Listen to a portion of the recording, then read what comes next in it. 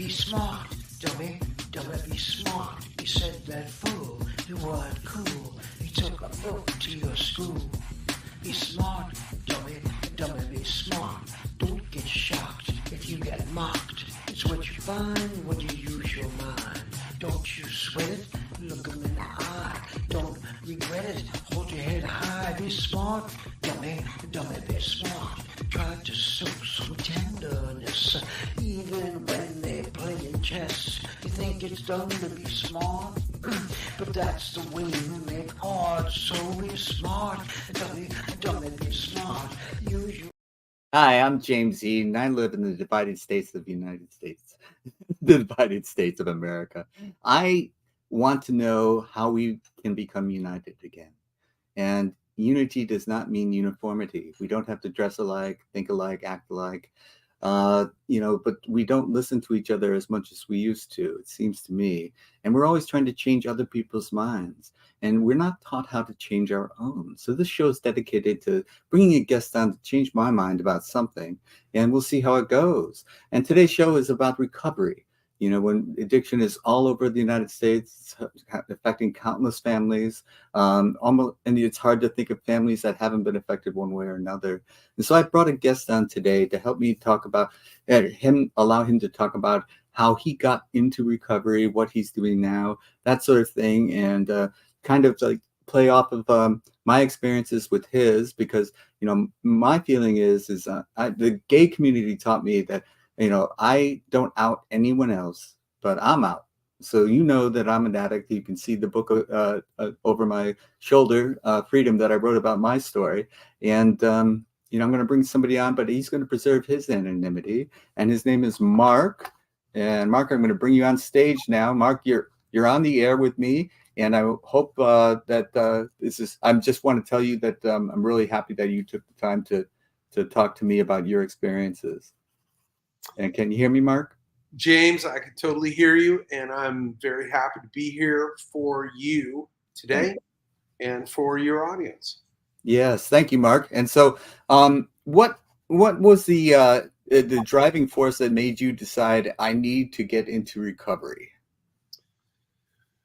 Well, was there an incident? Was there or a certain time that you just said I need help? What really kind of became clear to me was that I began to soberly assess, even though I wasn't sober at the time. I get it. No pun intended. Yeah, I began to really assess where I was in life, and when I started to notice that I was losing friends, when I was losing pleasure in doing things, when I was, hearing from those people in my immediate family that, hey, you have an alcohol problem. And I will say that I was very resistant to this message at first. Of course. That's typical, I would say. Yeah. And I will say that part of the reason why I was really resistant to this message was I grew up in a very alcoholic household. I see. And it is the case that, like, for instance, I remember my wife telling me, because at the time my children weren't really old enough to really articulate it, but my wife was the one telling me that she felt I had an alcohol problem. And I remember, and it must have been like a year or two where I would laugh it off, partially just because it's like, oh, lady, you don't know what alcoholism is. Right. I'm not as bad as this guy, or that my. Yeah, alcoholism is being yelled at and screamed at, and having the ever-present threat of violence. And I remember and the thing is, I was not guilty of any of those, which is the good news. Right. And actually, I did remember like looking at. I took those like Minnesota, questionnaires, the Right. assessments, self-evaluations. It's not the Minnesota multiphasics personality, but it's one of those. Right. I'm familiar with the type of thing you're talking about. Right. Yeah. And I remember it asking certain questions, and it would ask like, "Have you ever missed a day of work?" And I was like, "No, never." Have you ever been arrested? Never. So I was actually, by looking at that criterion, I was assessing myself and concluding, no, you're not an alcoholic. You don't have drug issues.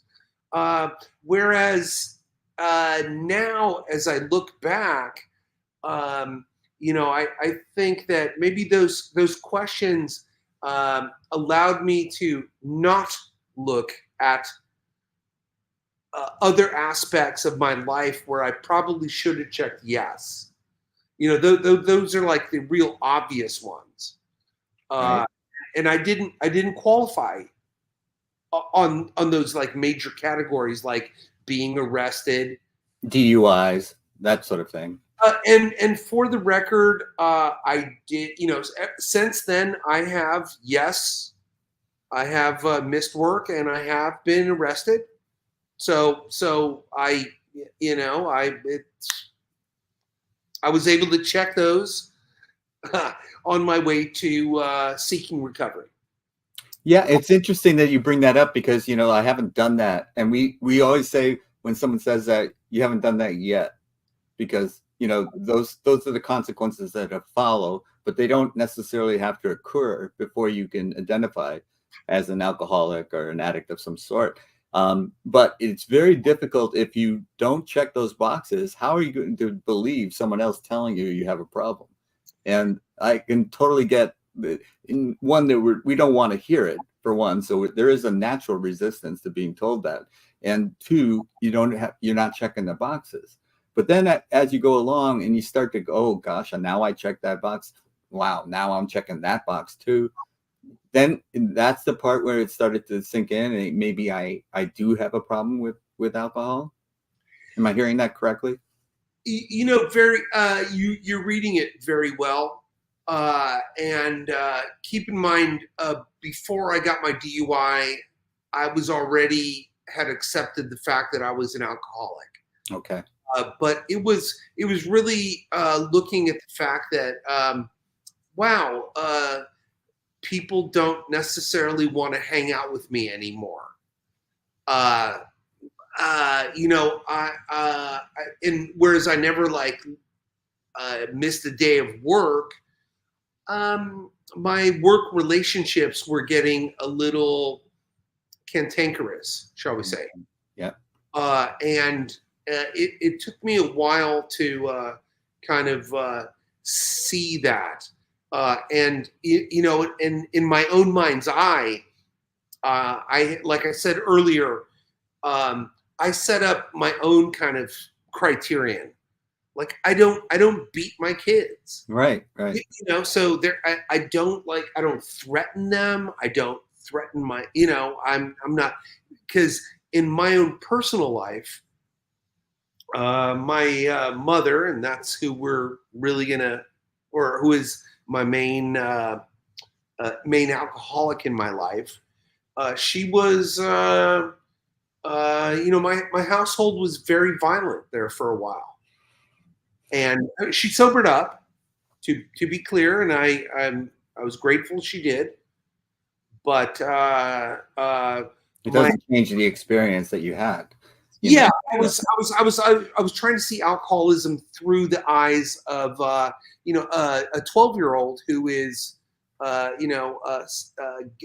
getting up in the middle of the night and arguing and trying to reason with a violent drunk who, and it wasn't always violent, but you know, when there's that kind of argument, there's always the threat is always there.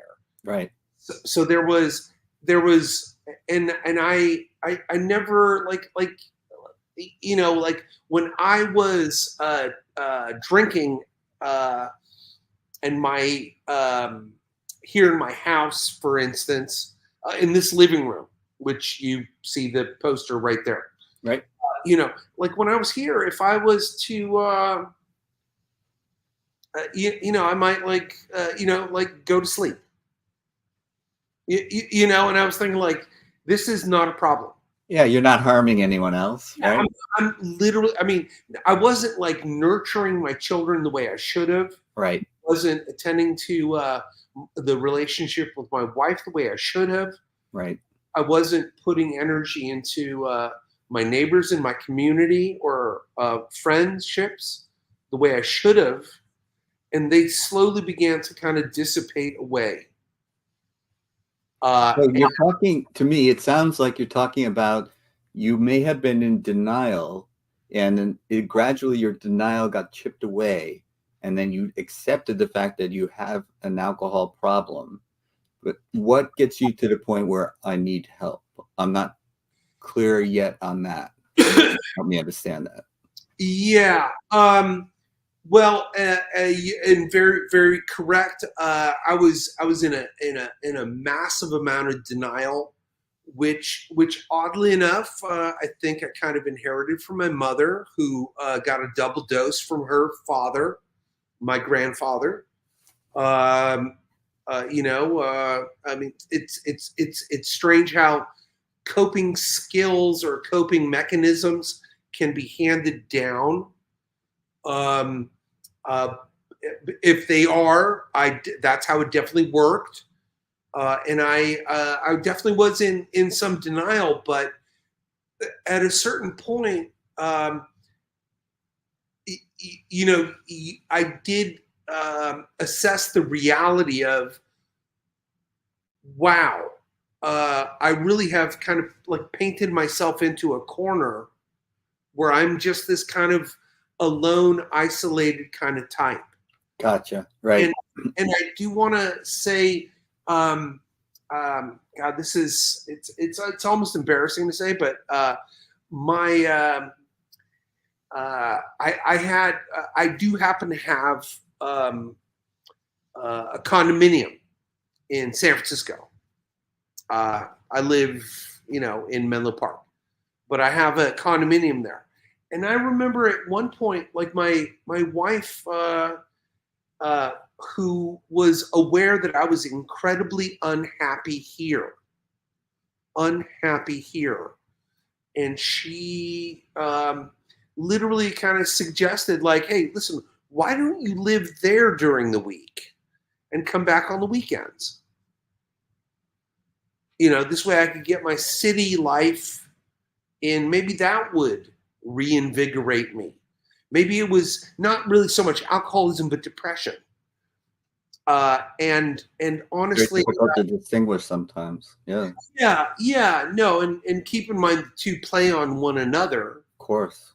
And so the thing is I actually kind of moved up there during the week, and I would, and oddly enough, when I moved up there, I in addition to drinking alcohol, I started doing a lot of drugs, which were very readily available to me because of the proximity of my condo to where the drugs were. Yep. And oddly, and it was, you know, initially it's like felt great, but it kind of, I eventually kind of stopped even coming back on weekends. Wow. Okay. So this little notion of like a pied à terre, you know, you have like a city place and a country place. Well, it just kind of became like, I was just kind of there. And, you know, and and keep in mind, yes, I was doing drugs, but oftentimes, you know, these drugs, which were, you know, stimulant in nature, were kind of used to just keep me awake to drink more. Gotcha. Yeah. And then like Saturday morning, I really couldn't uh, uh, drive down. I couldn't drive back down. You know, I just So it didn't. wasn't a decision so much as the way that your life was turning out was your options were limited by the way you were living, in the sense that you know, I always say that I've got the power of choice restored to me, and even if you wanted to drive back, you were just too sick and tired to do it. Just- Yeah, no, I mean, at least I always kind of sort of understood, like, dude, you're wrecked. Don't get in the car. right. Just do not do it. Keep in mind, I probably should have been pulled over 100 times before, but there are times when it's just like, dude, you're just that far out. Do not get in the car. Right. And you know, and it's so I began to kind of understand that. I think like one birthday, I spent by myself in my condominium, and I just remember feeling so sad. I couldn't drive. No one was going to come up and hang out with me. Right. And and I was just thinking, this is so sad. And is this really where I'm at? And I, that was kind of right before I did, through Kaiser, I did reach out and start their IOP program. And IOP stands for Intensive Outpatient Program. Intensive Outpatient Program. Yeah, and Kaiser has them, and almost most medical facilities have some program like that, and so it's always available. But you had to reach out. No one was telling you. Oh yeah, no. I knew I had a problem, Right. And it was, I reached out to them. Good for you. And conveniently, they had a program in San Francisco within walking distance of the condominium. There you go. It's meant to be. Yeah, it was summertime, so I was able to kind of. I'm a teacher, so you had time off then. Yeah. Yeah, so I had time off, and so. Yeah. And part of the reason why I don't necessarily want my face on this screen. Of course, I understand. Because I'm still. Somehow like children and addiction just shouldn't go in the same sentence. Yeah, I totally get it, and most people want to preserve their anonymity for work-related reasons or what have you. You know, yes. I'm free of that concern myself, but I totally understand it. So that's very, very cool.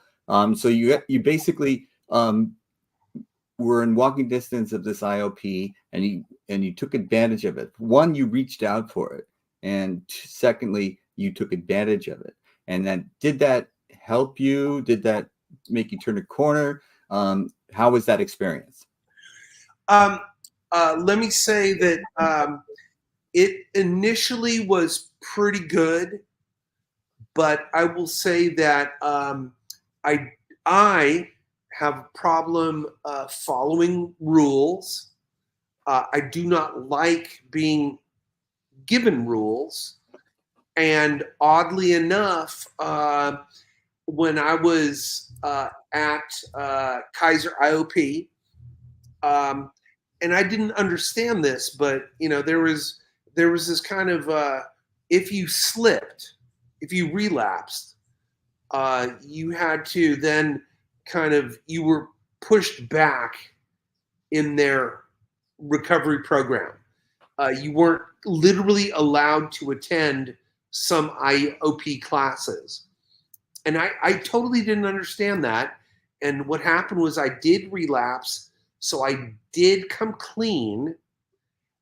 And I remember the person who was leading the group say, oh, well, when you relapse, you have to go back to,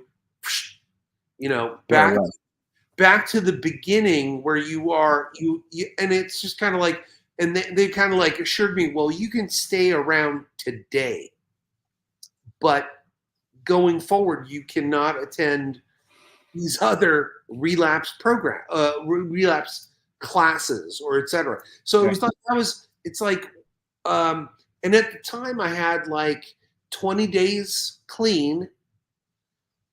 I felt really good about myself. I regret that I relapsed. Let's be clear. And if I can, without prying too much, I know it's sensitive areas, but why do you think you relapsed? Was there a conscious decision, or was it just something that just happened, or how would you put it? That would be kind of tough to say. I'm just going to say that, when I say that I've been trying to stay clean and sober, it's been a number of years at this point.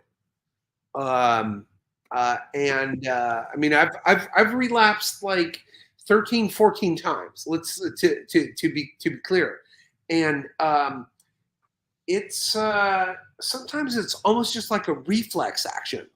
I don't know how to put it, but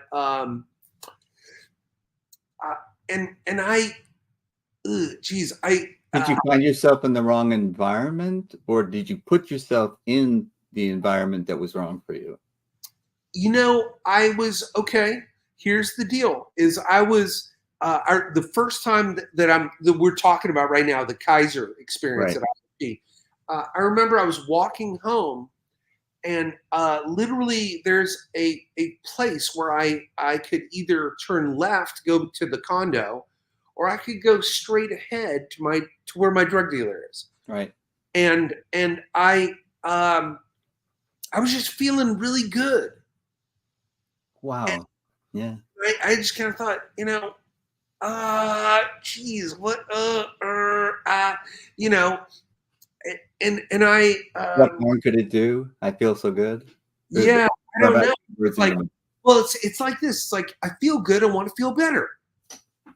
Gotcha. You know what's going to feel better?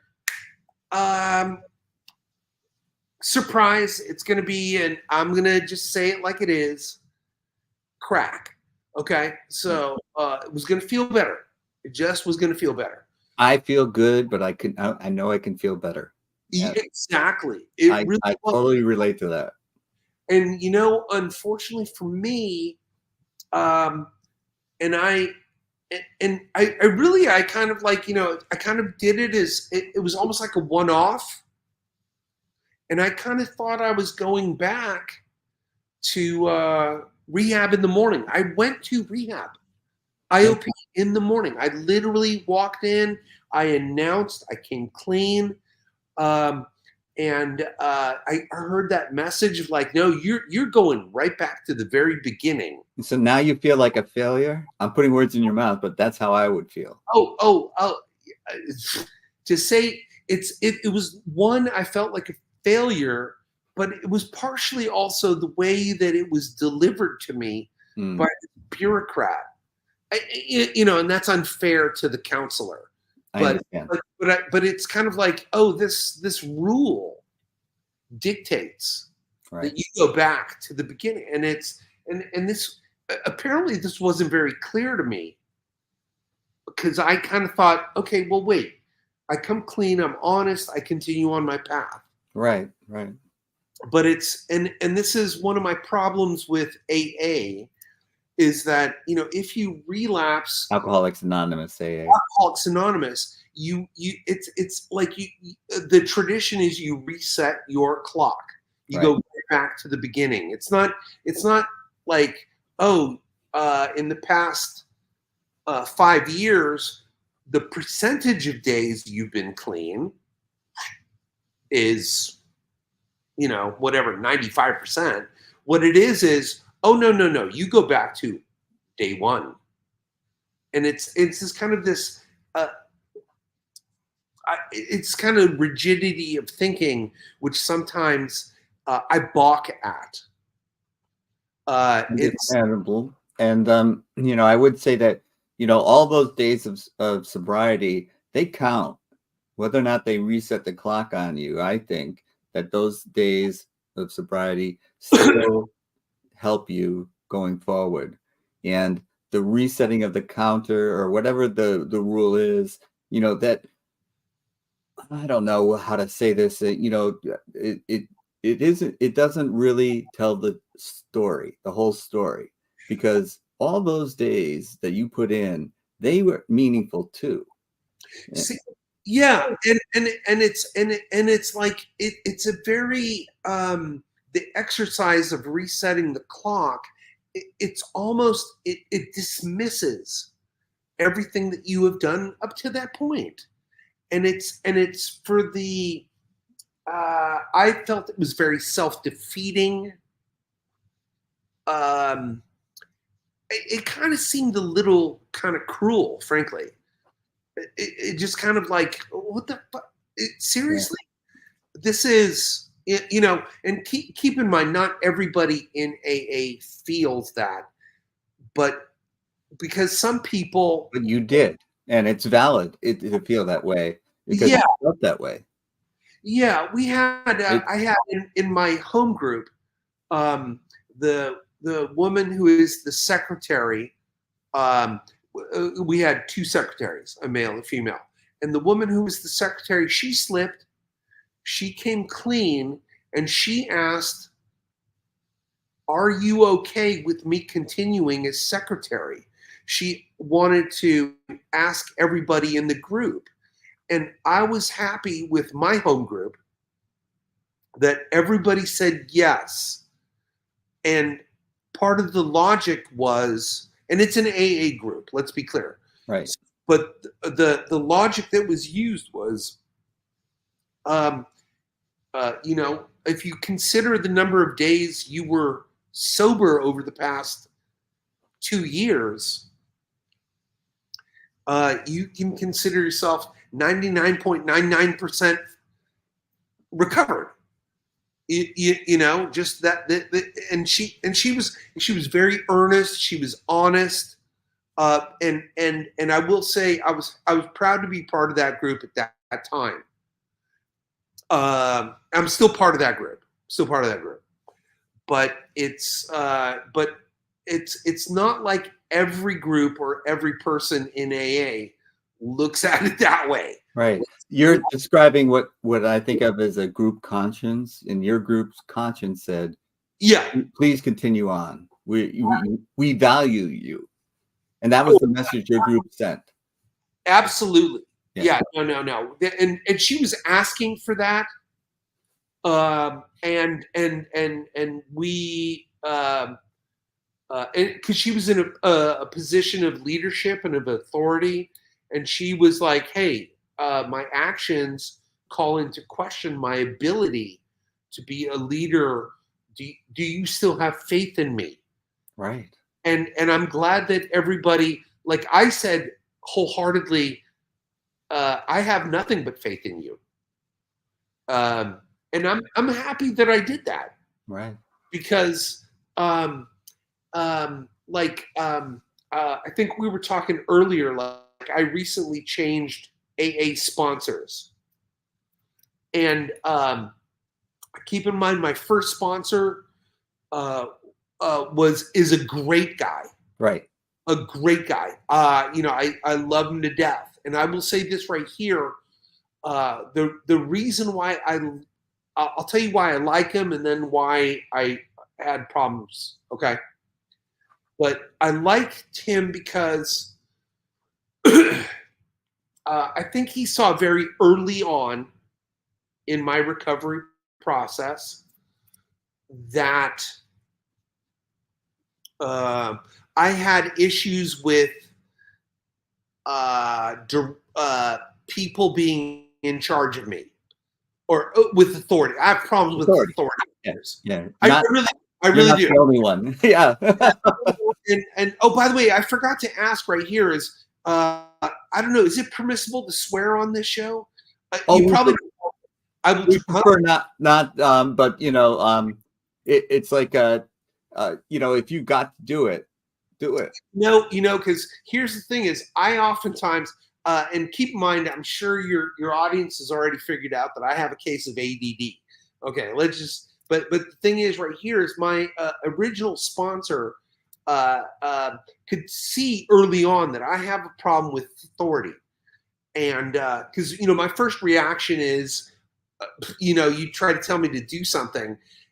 My first reaction is usually like, no, I'm just going to say no. Right.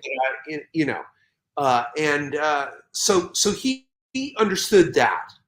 And he didn't make a lot of demands on me.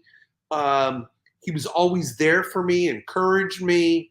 And I will say this right here, whenever I relapsed or something like that, he was just very clear, like, hey, let's, no big deal, let's get back on the horse. And we would start by reading, the big book from page 1 again,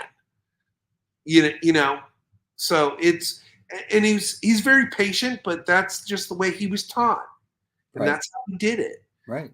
And I will say, because like some sponsors and sponsees, because during AA shares, and I've been to many an AA meeting at this point, I'm sure you've been to many, sometimes people talk about the sponsor-sponsee relationship.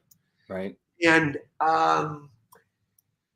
sometimes I swear, and I'm just going to just say it the way I hear it, is like sometimes people, they get up there and they're proud of like, I was told what to do. I did what I had to do. I followed what this person did and blah, blah, blah. And I got it. And I read the book and then I blah, blah, blah. And I called my sponsor every day and I called 3 alcoholics and I read page 96 for 96 days in a row, whatever.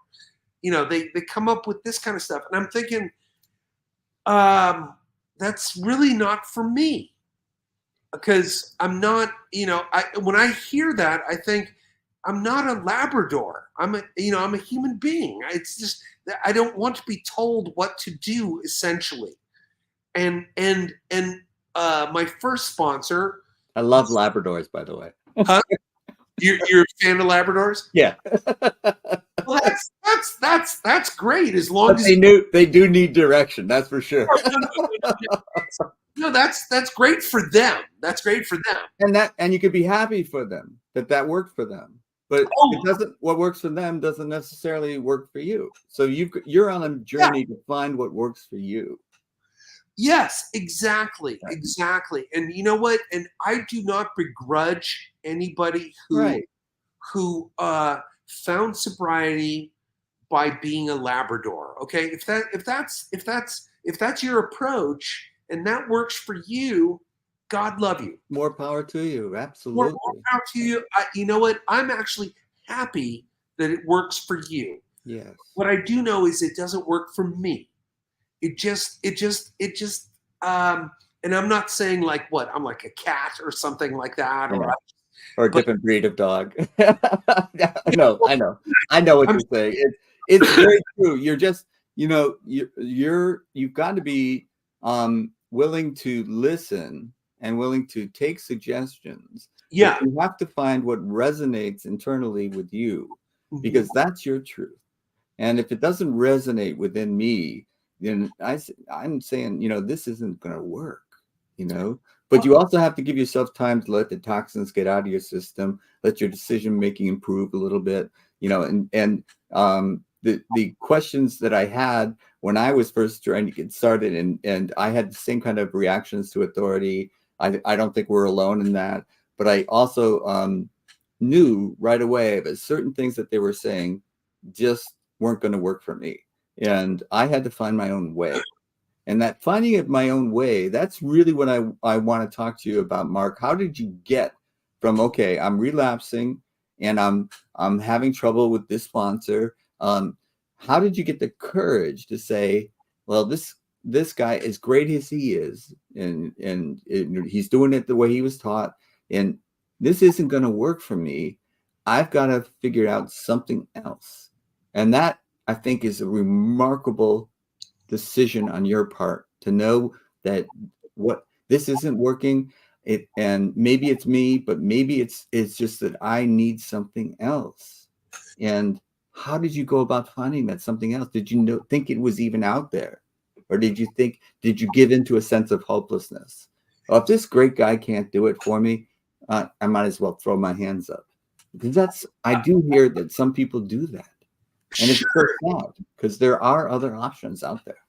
You know, and I will say this about my first guy, the OG guy, is that when I would bring up, like, I told him I was interested in refuge recovery. Yes, Refuge Recovery is a Buddhist-based recovery program, which I've attended. I'm also very proud to say that I enjoyed it and learned from it. And I think that it's definitely worth exploring. If not found, the Refuge Recovery and Recovery Dharma are both Buddhist-based recovery programs. But, how did you even?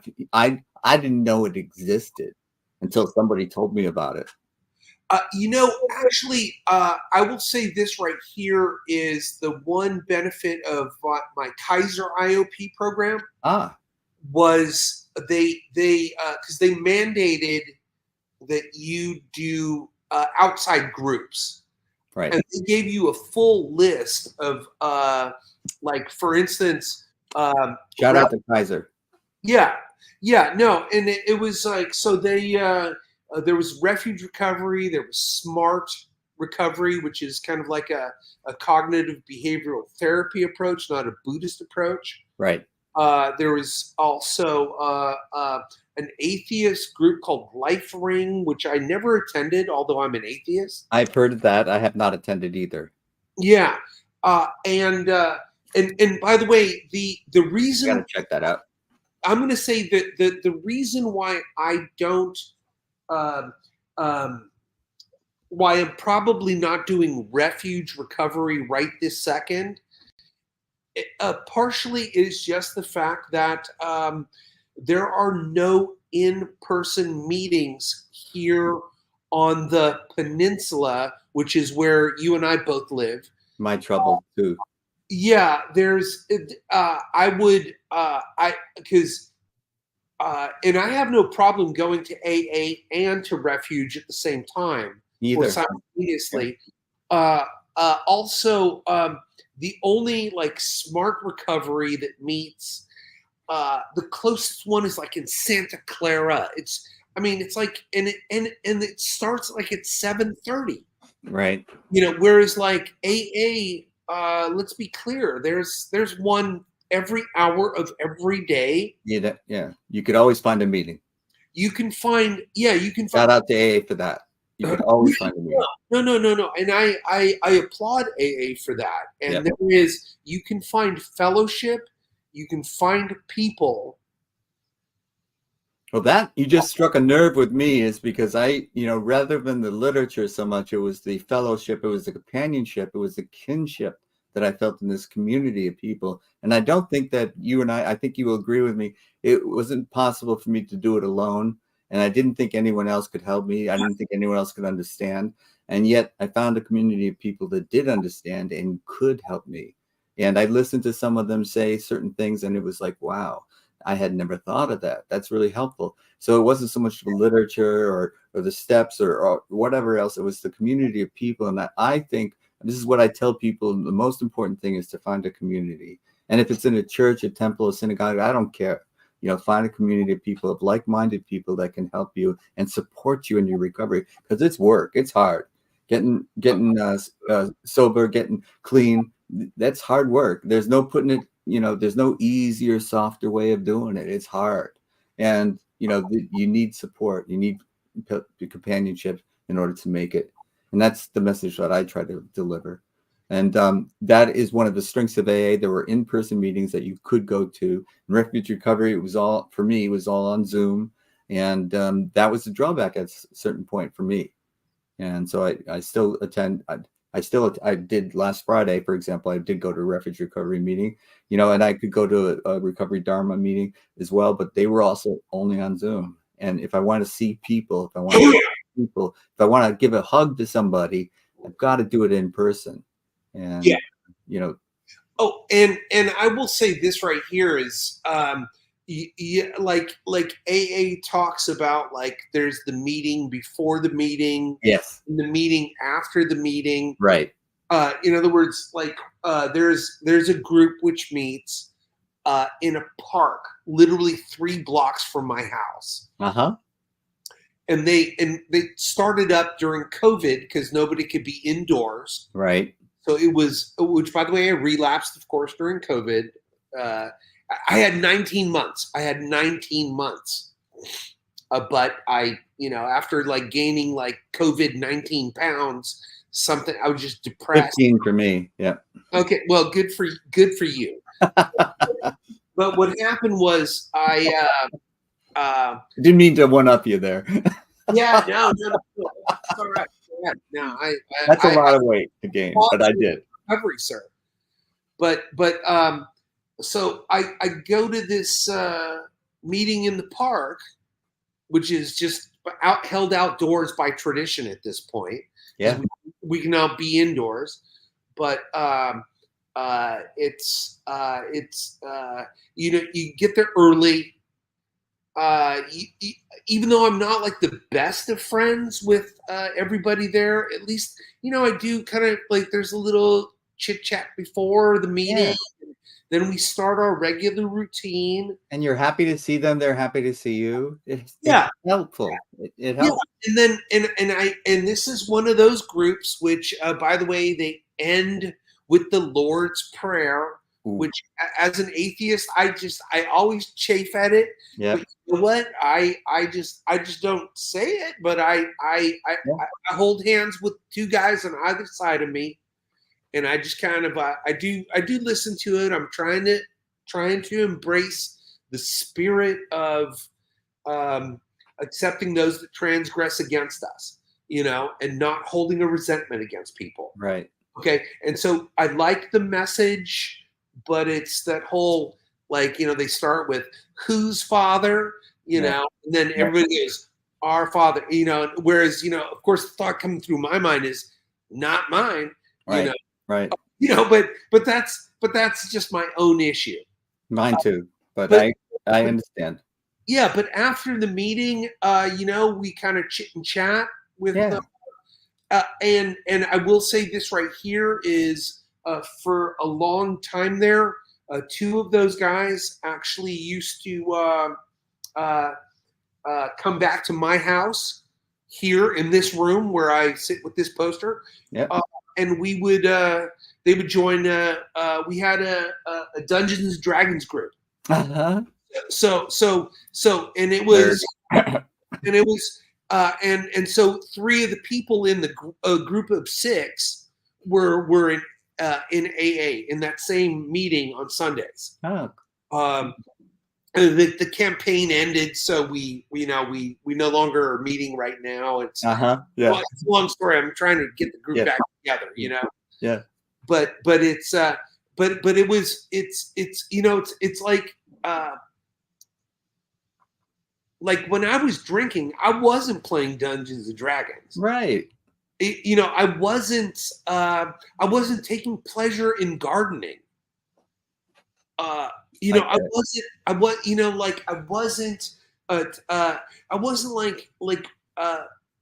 like reading outside. Like I like reading histories and politics. But I wasn't like expanding my mind.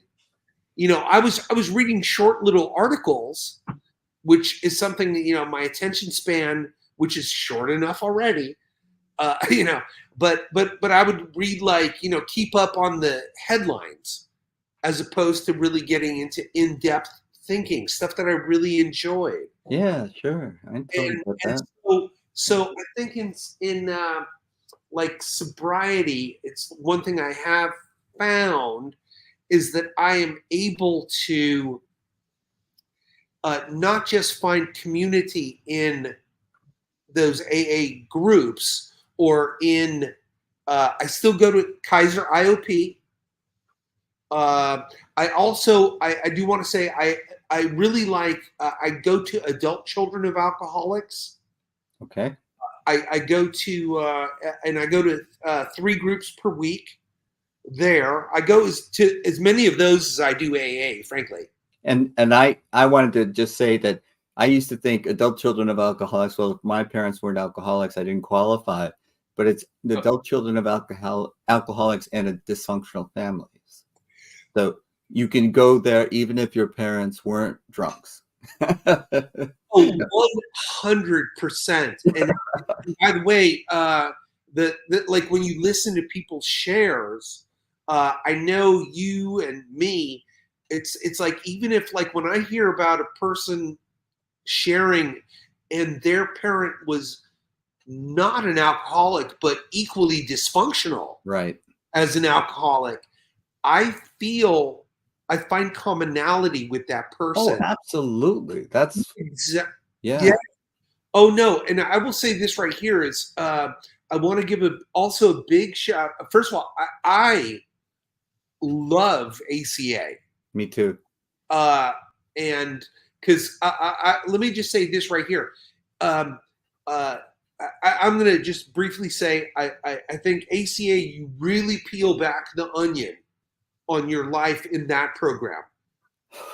It's kind of eye-opening. It's like, it was for me. I was remarkable. Yeah, I thought the first meeting I attended was remarkable, and the second one, and I've been going since November, so it's still brand new to me in many ways. But I have found the level of discovery has been intense, and I didn't think it was possible after all these years of sobriety and all these meetings that I have gone to, the Refuge, yoga and the 12 steps, recovery Dharma, AA, all of these things. I didn't think that was possible for me anymore, and it was definitely my experience. And I do want to say, like, especially in ACA, like when we're there and we read our initial, like, what is the problem?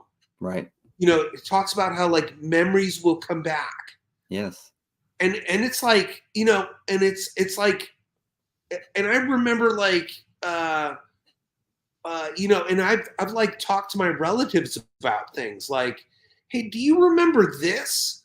And they would come back with, yeah. And you know what? I remember. And I'd be like, holy shit, that's right. That occurred. And it's kind of that stuff, which is like, wow, did I really block that out? Right. And it hits you like a lightning bolt. Yes. That has been my experience. And by the way, I'm going to give one more shout out to one of our AA sister programs, Al-Anon. Yes, Al-Anon. Because I want to say, and I've said this so many times in AA groups, I always give a shout out to Al-Anon, because if there was no Al-Anon, I probably wouldn't be married today. My wife would have kicked me to the curb because she was fed up with me. Yes. But she was, and the thing is, she really began to, through Al-Anon, began to see how this is a family disease. Right. And how it's because for her, a part of it was she actually, like a lot of the public, looks at alcoholism as a or drug addiction, however, whatever, as right. as a character issue. Right. And it was that's the shaming in our society of all these types of things. If you have an eating disorder, then you're shamed because you're overweight. If you have a disease that's the symptoms are drug abuse or alcohol abuse or whatever it is.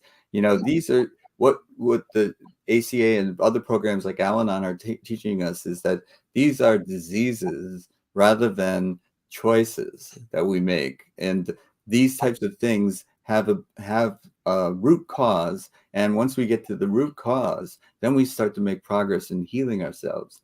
And when we can do that, then the compulsion to behave in self-destructive as well as destructive to families, for example, loved ones, instead of acting like that, we can change and alter our behavior in a way that we are more loving and kind. And it's better for us, it's better for society. And so being supportive is much more helpful than being judgmental and putting people down for a lack of willpower. You know, you don't get to be a chess master without willpower. I had plenty of willpower. This is above and beyond willpower. So, you know, getting that message out, and I want to give a shout out to Al-Anon as well, because it is a family affair, addiction. And I don't know too many families that haven't experienced it in one way or another. And you're increasing your level of understanding, increases your ability to be compassionate. And that's what's needed, to be compassionate. Very much so. No, and I will say this right here is that that shift in my wife from seeing it as like looking at me as like, you're just fucked up and fatally flawed and never will be that person I fell in love with. Right. She sees now that it's like, wow, something has like really happened here. There is inside me that person that she fell in love with. Absolutely. And you can regain that person. And to regain what it is, what the healing is in finding that person. Yes. And ultimately, you know, the thing is being angry, which she was, probably for good reasons. Probably for good reasons, of course. But the anger ultimately it eats away at her as well. It doesn't just, you know, it's like my anger, let's say at my mother, and trust me, there's a lot there. The thing is it's like it's not hurting her, it's hurting Mark. Yeah, that's right. Ultimately speaking, that's the truth. That is the truth. And I have not gotten to the point where I can completely forgive that woman. But I'm gonna say this right here is I actually, oddly enough, am working with a therapist who is, you want to talk about alternative routes to healing. Mm-hmm. Kaiser has, I don't know, begrudgingly or somehow they determined I needed a therapist. Like, and I'm like, dude, I've been asking for this for years. Okay. And so I got this guy, and they sent me a guy who's just a complete angel. I'm just going to say, yeah. And it's like, and this is how out of the box thinking this guy has. Is he used to work at a rehab in the San Francisco for basically Native Americans. Mm-hmm. And he was like, one thing you might want to consider is doing like a sweat lodge. Wow.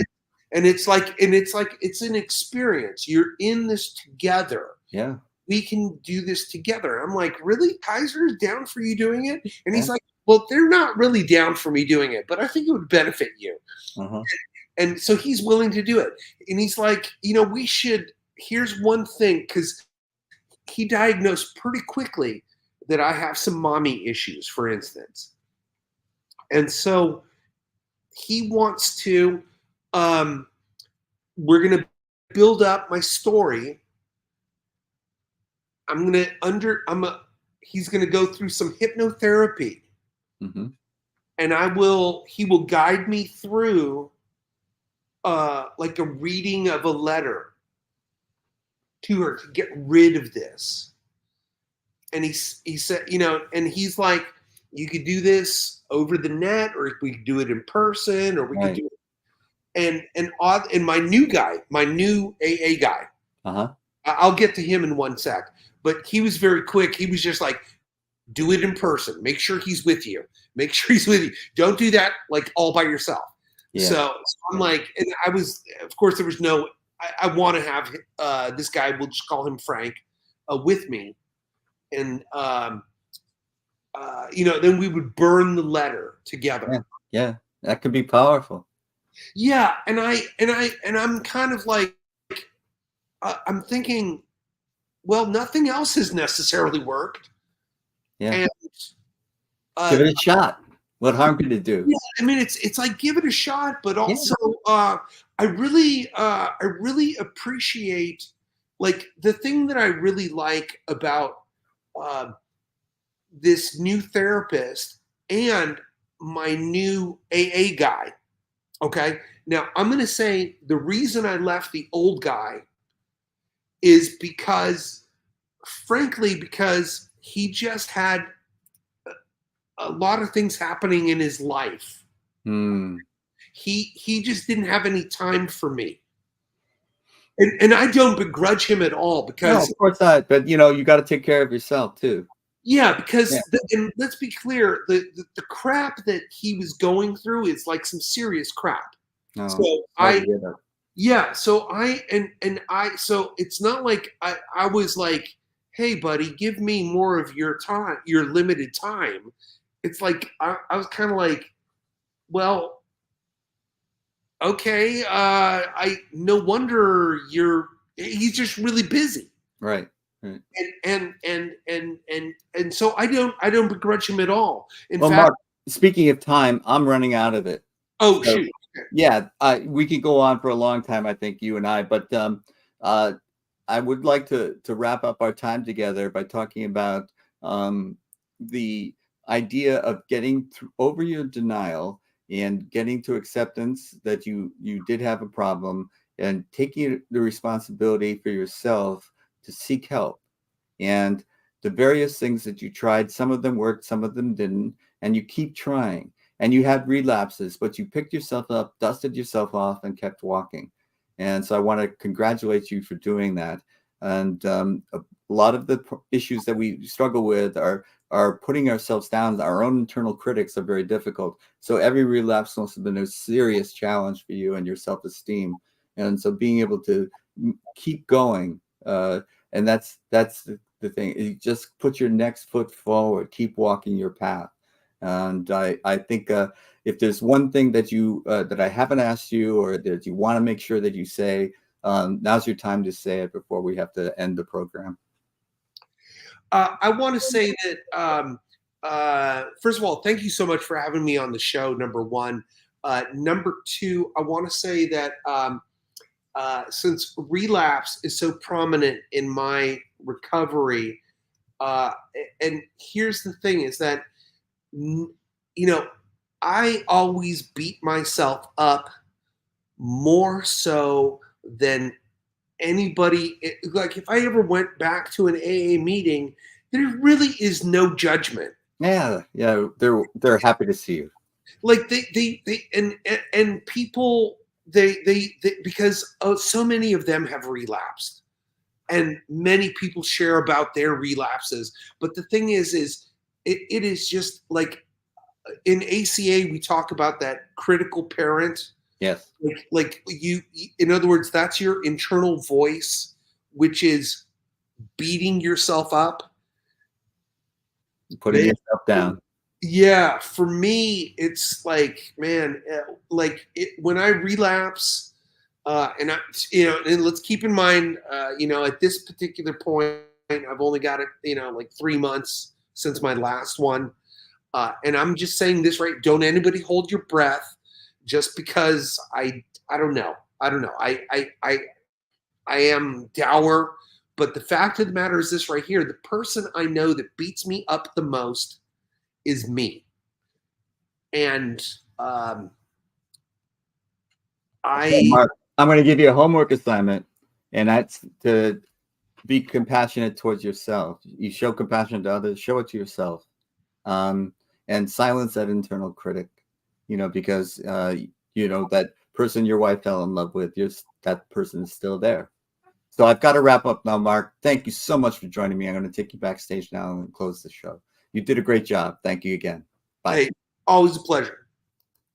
Okay, that was Mark telling us about his experiences.